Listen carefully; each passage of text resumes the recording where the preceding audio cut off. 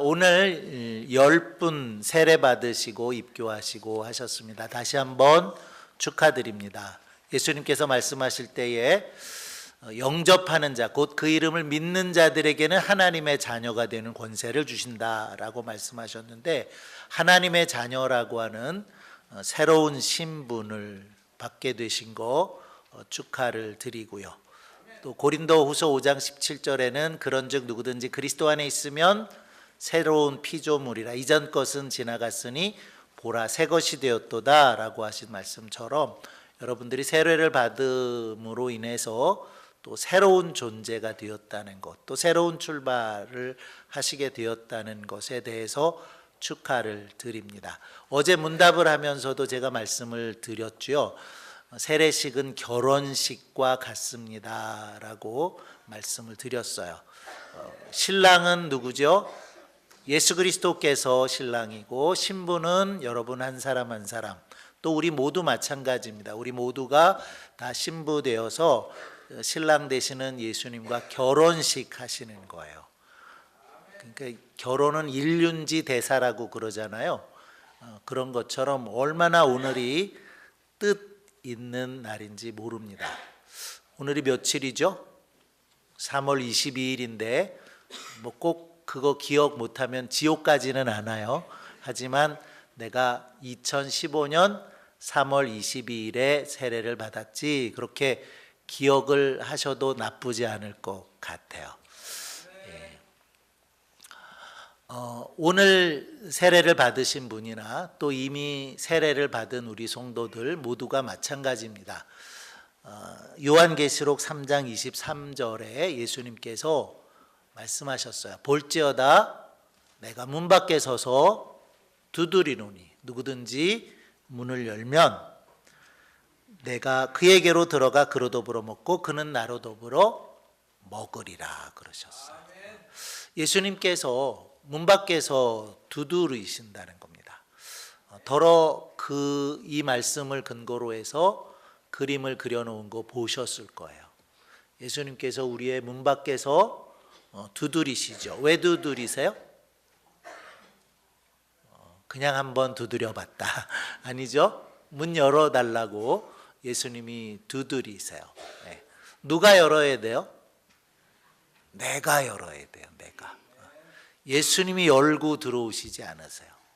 예수님이 키를 가져다가 열고 들어오시는 게 아니고, 문을 부수고 들어오시는 것도 아니고, 내가 열면 들어오시겠다고 그러셨어요. 들어오셔서 내가 너와 더불어 먹겠다, 너와 함께 하겠다라고 말씀 주셨는데, 우리가 예수 그리스도를 구주로 믿게 되어지는 것, 우리가 해야 되는 일이 딱 한 가지가 있습니다. 그거는 주님을 향해서 문을 열어드리는 거예요. 주님이 우리를 부르실 때 주님이 하고 문을 두드리시면 문을 열어드리는 거, 그것만 우리가 한 일이죠. 그 외에는 한 일이 없어요. 에베소서 2장 8절과 9절에 보면 우리가 구원받게 된 것 행위로 되어지는 거 아니다. 때문에 자랑할 일이 없다. 오직 은혜로 말미암아 믿음으로 구원을 받는 것이기 때문에 우리가 구원받는 것은 하나님의 선물이다 라고 말씀을 하고 있습니다. 우리가 한 것은 주님이 구원이라고 하는 선물, 영생이라고 하는 선물을 주님이 주실 때에 감사함으로 받음으로 우리의 것이 되어지는 것이라고 말씀을 하고 있다는 것입니다. 오늘 읽어주신 말씀 속에 보면 예수님께서 제자들에게 질문을 하십니다. 사람들이 나를 누구라 하더냐 질문을 하셨어요. 그리고 다시 제자들에게 질문을 하셨어요. 그러면 너희는 나를 누구라 하느냐 라고 질문을 했을 때 베드로가 했다고 하는 유명한 그 대답을 우리가 말씀 속에서 읽게 되고 기억하게 되는 거죠. 해보실 수 있을까요? 베드로가 고백했던 예수님을 향한 신앙 고백 해보겠습니다. 주는 그리스도시요 살아계신 하나님의 아들이십니다. 주는 그리스도시요 살아계신 하나님의 아들이십니다 라고 베드로가 예수님께 신앙 고백을 했습니다. 그때 예수님께서 매우 기뻐하셨다는 것을 우리가 말씀 속에 읽어볼 수가 있겠는데요. 기뻐하시기도 하시고 좀 놀라시기도 하신 것 같아요. 그렇게 신앙 고백을 하는 베드로에게 예수님께서 말씀을 하십니다. 바요나 시몬아, 내가 복이 있도다. 이를 내게 알게 하니는 혈육이 아니요 하늘에 계신 내 아버지시니라. 주는 그리스도시요 살아계신 하나님의 아들이십니다 라고 베드로가 알고 믿고 고백하게 됐는데요. 그것을 알게 하신 분은 바로 하늘에 계신 하나님 아버지시라는 겁니다. 베드로만 그런 게 아닙니다. 우리도 마찬가지입니다. 우리도 예수님께서 말씀하셨어요. 이제 예수님께서 제자들에게 고난당하실 것과 죽으실 것과 부활하실 것에 대해서 말씀을 해 주셨는데요. 그러면서 말씀하신 것이 내가 이제 너희들을 떠나갈 텐데 내가 가면 또 다른 보혜사가 오신다. 그렇게 말씀을 하셨어요. 그 또 다른 보혜사는 성령님을 말씀하시는 거고요. 그 또 다른 보혜사가 오시면 그가 나에 대해서 증거할 것이다. 그렇게 예수님께서 말씀하셨습니다. 예수님이 뭐라고 말씀하셨다고요? 에이, 그새 잊어버리셨어요? 그가 나에 대해서 증거할 것이다 라고 말씀을 하셨다네. 앞에 그는 성령님이세요. 뒤에 나는 예수님이죠. 예수님에 대해서 무엇을 증거할까요? 베드로가 고백하는 것처럼 예수님은 그리스도십니다. 하나님의 아들이십니다 라고 하는 것을 성령께서 우리에게 오셔서 그것을 증거하신다라는 겁니다.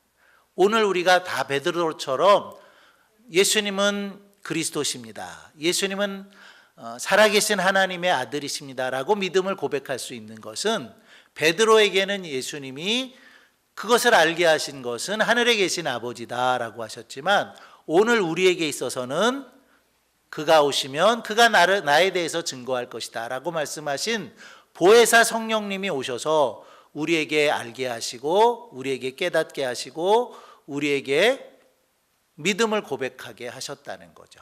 그렇기 때문에 성경은 이렇게 말씀을 합니다. 성령으로 아니하고는 어느 누구도 예수를 주시라 할 수 없다. 우리가 예수님을 믿기로 했어요. 그러나 내가 결단해서 믿어주는 게 아니고 성령께서 우리 가운데 오셔서 믿어지게 하셨다는 겁니다. 그게 은혜죠. 그래서 우리의 선택이 없었던 건 아니에요. 우리가 마음의 문을 열었어요.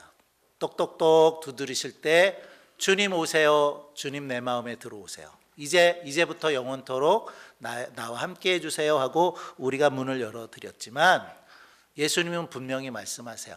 너희가 나를 택한 것이 아니라 내가 너희를 택하여 세웠노라 그러셨습니다. 오늘 믿음을 고백하고 세례받은 분들 여러분들이 마음을 열었어요. 주님 내게 들어오세요. 나와 함께 해주세요 하셨지만 여러분을 선택한 분, 여러분을 하나님의 자녀로 선택한 분은 누구세요? 주님이시라는 거죠.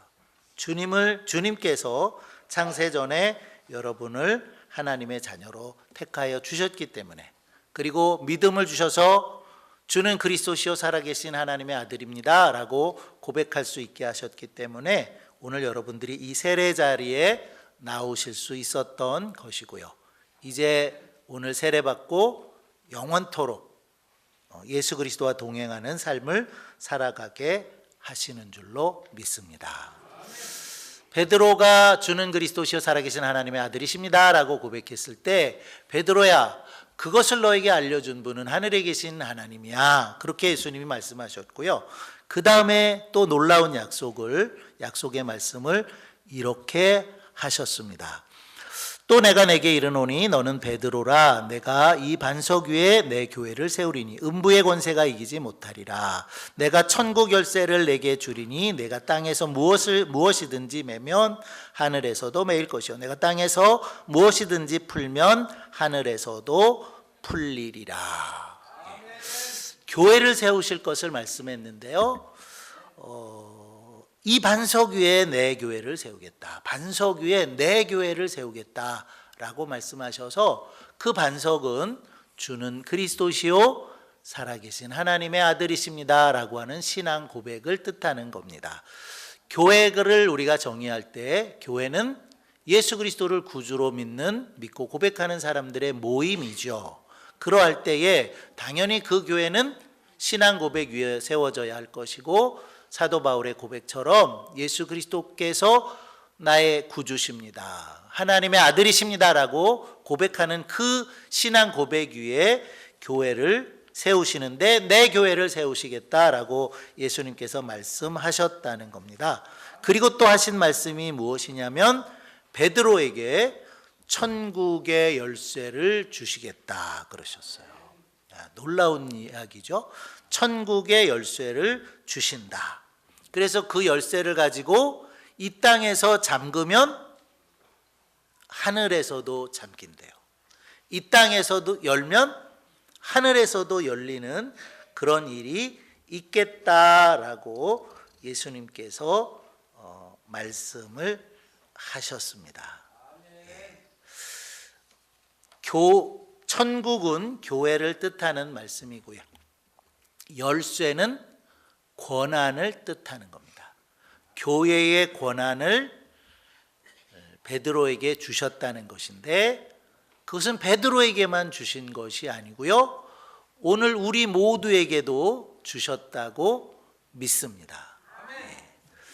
그래서 우리가 무언가를 열면 열리는 일들이 일어날 것이라는 거예요.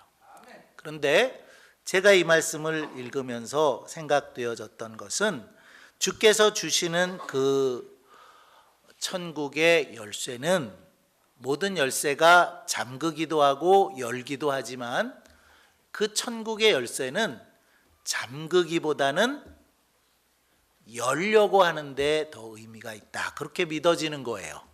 여러분들에게도 그렇게 믿어지는 은혜가 있기를 바라는데요. 예수님께서 이 세상에 오셔서 하나님의 나라를 선포하셨습니다. 천국을 선포하셨습니다. 회개하라, 천국이 가까웠느니라. 천국을 선포하기 시작하셔서 그 천국이 얼마나 귀한 것인지 말씀을 해주셨는데, 모든 소유를 다 팔아서 천국을 사라 그러셨습니다. 그렇게 우리가 소유해야 될 것이 천국이라는 거예요. 여러분이 가지고 있는 통장에 있는 돈, 부동산 다 팔아서라도 천국은 반드시 꼭 사야 된다라고 말씀을 하셨고요. 그리고 그 천국을 알리는 그 일들을 위해서 우리에게 사명을 주셨다는 거예요. 천국의 열쇠라고 하는 것은 하나님께서 우리에게 천국의 그 청지기의 사명을 주셨다. 많은 생명들이 있지만 그 생명들을 하나님께로 인도해라, 그러고 주신 것이 천국의 열쇠라고 하는 말씀입니다. 그래서 문 영혼들을 주님께로 인도할 책임이 있다는 거죠. 주께로부터 천국의 열쇠를 받은 그 베드로의 삶을 보니까 베드로가 성령 충만해서 설교했어요. 너희들이 십자가에 못 박아 죽인 예수가 바로 그리스도시다 라고 설교를 했더니 하루에 3,000명, 5,000명이 회개하고 예수 그리스도를 믿고 주님께로 돌아왔다고 성경은 그렇게 우리에게 말씀하고 있습니다. 왜 그렇게 할 수 있었을까요? 천국의 열쇠를 받았기 때문이죠. 그 사명을 온전히 감당할 때에 많은 영혼들을 주께로 인도하는 그 사명을 베드로는 잘 감당했다고 믿습니다. 그리고 이제는 그 사명을 또 다른 우리들에게, 또 오늘 세례받은 분들에게 또 천국의 열쇠를 맡겨주셔서 내가 믿은 그 하나님, 내가 구주 삼은 그 구주께로 많은 사람들을 인도해야 될 그 사명을 우리에게 주셨다고 믿습니다. 오늘 세례받은 분들 어제도 제가 말씀드렸죠. 이제 우리가 예수 그리스도를 구주로 믿었으면 그리스도의 증인된 삶을 살아가야 되는 거예요. 예수 그리스도의 향기를 발해야 되는 거예요. 많이 꽃들이 폈더라고요. 그렇게 꽃이 피고 꽃이 향기가 나면 누가 찾아오나요?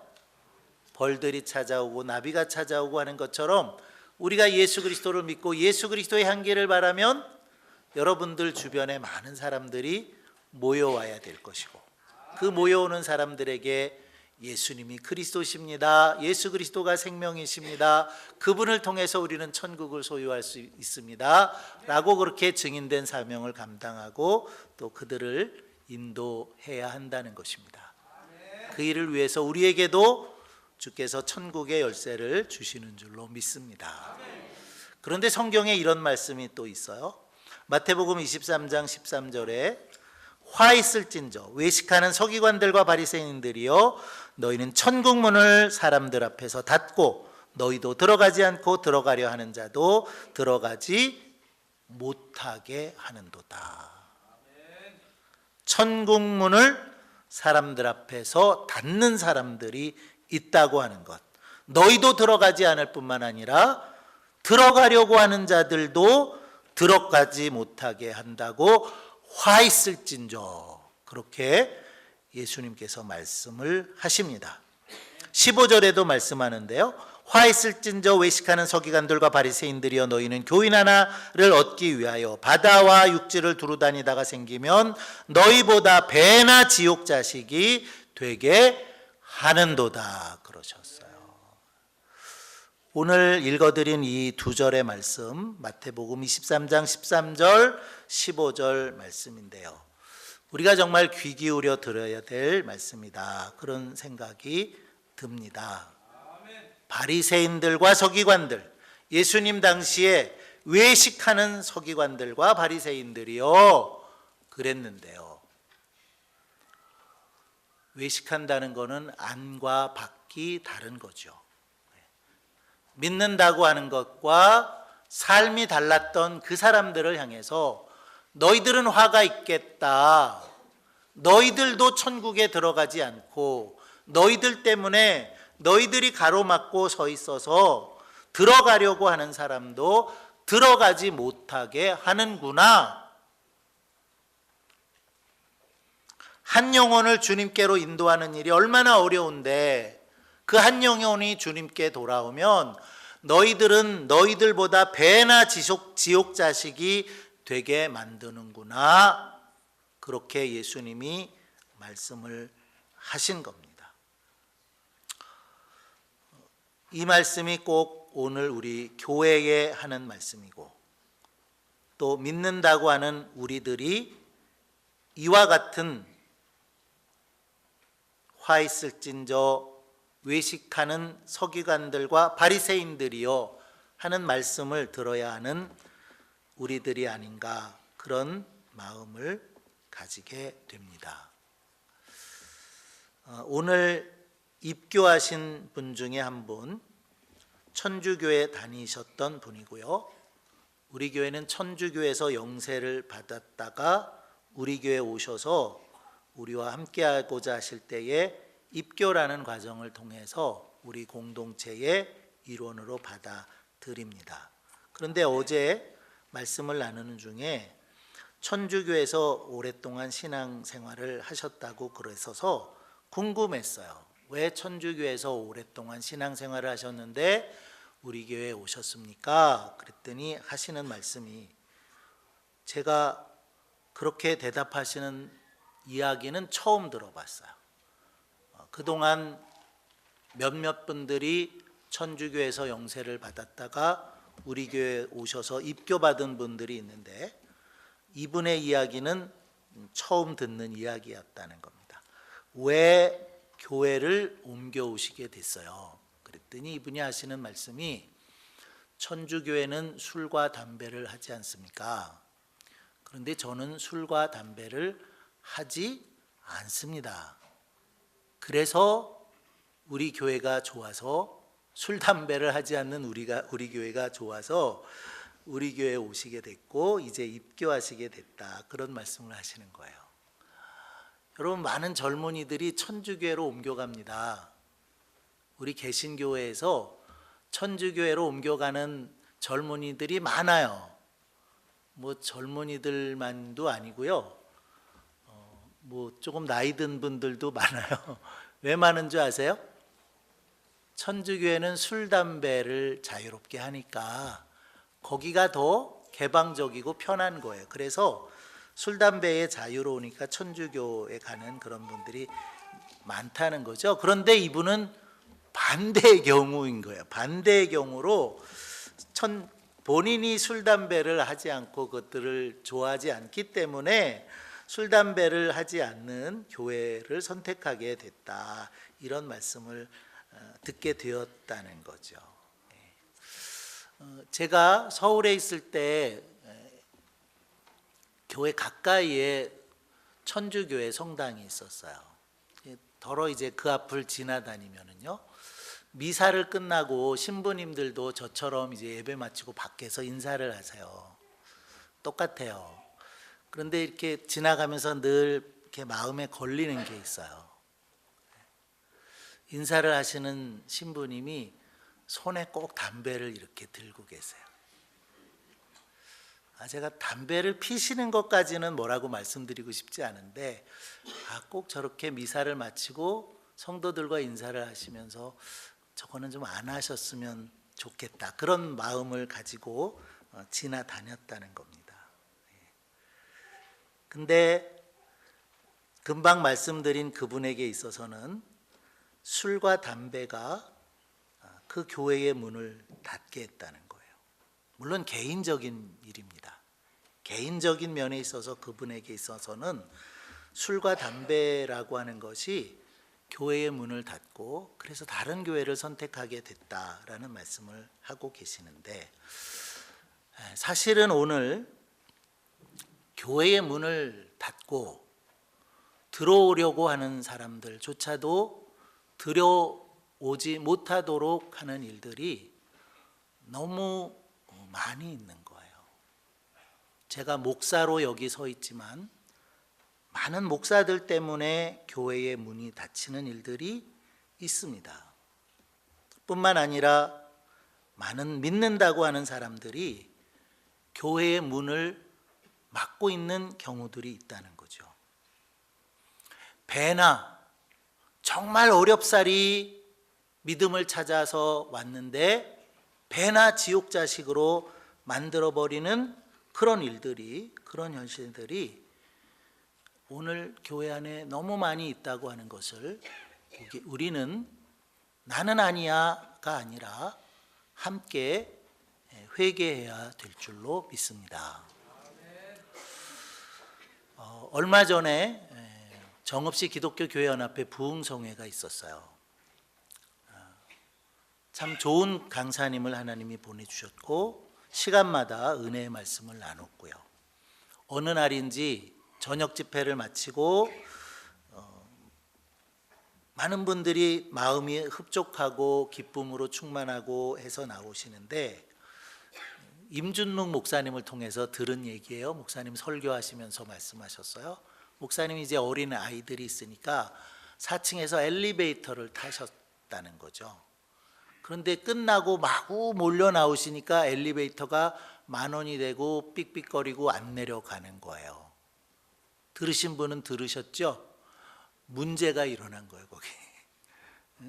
누가 내리냐, 누가 이렇게 많이 타라고 그랬냐. 그래서 목사님 말씀으로는 거기는 교회 아닌 줄 알았대요. 할렐루야 교회 예배당에서 했었는데 막 큰 소리가 나고 막 분위기가 험악해지니까 목사님도 아내 애들 데리고 탔다가 너무나 당황했고 여기는 예배당이 아닌가 보다 그렇게 생각을 했다는데, 이제 목사님은 그래도 점잖게 말씀을 전하셨고요. 설교를 하시는 중이었기 때문에 사모님을 통해서 제가 그 뒤에 일어난 진실, 그것이 알고 싶다, 그 얘기를 다 들었는데 너무 낯뜨겁고 부끄러운 일들이 그 부흥회를 마치고 은혜 받고 돌아가는 그 순간에 엘리베이터에서 일어나고 말았다라는 거죠. 한순간 예배 중에는 천국을 맛봤는데 끝나고 돌아가면서는 지옥을 맛보게 되는 그런 일들이 있었다는 거예요. 생명보다 더 가치 있는 것은 없죠. 사람이 만일 온 천하를 얻고도 제 목숨을 잃으면 무엇이 유익하리요? 사람이 무엇을 주고 제 목숨을 바꾸겠느냐? 생명보다 소중한 것은 없고 천국보다 소중한 것이 없는데, 그래서 모든 것을 다 팔아서 천국을 사라고 예수님은 말씀하셨고 천국을 소유하라고 말씀하셨을 뿐만 아니라 우리로 하여금 많은 사람들을, 모든 나라와 모든 민족을 예수님께로 인도하라고 하는 그 사명을 우리에게 주셨습니다. 다니엘 12장을 읽어보면 이렇게 말씀하죠. 많은 사람을 옳은 대로 인도한 사람은 하늘의 별과 같이 빛나리라. 사랑하는 성도 여러분, 서기관과 바리새인들처럼 천국 문을 닫고 자기도 들어가지 못하고 들어가려고 하는 사람들도 막는 우리들이 되지 않기를 바랍니다. 많은 생명들을 하나님의 나라로 인도해서 하늘의 별같이 빛나는 우리 모든 성도들 되시기를 바랍니다. 기도합니다.